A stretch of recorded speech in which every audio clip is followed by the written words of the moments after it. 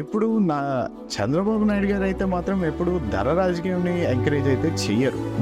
ఆయన ఉంటేనే ఆ ఫ్యామిలీ లెగసీని ఏ విధంగా ఆ ఫ్యామిలీని ప్రజల్లోని మమేకమై వాళ్ళని ప్రజలను ఆదుకున్న వాళ్ళ లెగసీ లీడర్స్ని వాళ్ళందరినీ నిజంగా ముందుకు నడిపిస్తూ వాళ్ళకి ఒక గైడెన్స్ ఇస్తూ రేపన్నాడు ఎందుకు వీళ్ళు బాగుంటారనే విషయాన్ని ప్రజల్లో తీసుకెళ్తారు. ఎందుకంటే రేపు ఈరోజు మీరు చూస్తే రేపు జరగబోయే 2024 ఎన్నికల్లో చాలా వరకు 40-50% యువత ఉన్నారు. కొత్త తరం నాయకుల్ని చంద్రబాబు నాయుడు గారు తీసుకురావడం జరిగింది. కానీ ఒక ప్యాషన్ ఉంది రేపన్నాడు రాష్ట్రాన్ని బాగు చేయాలని చెప్పి.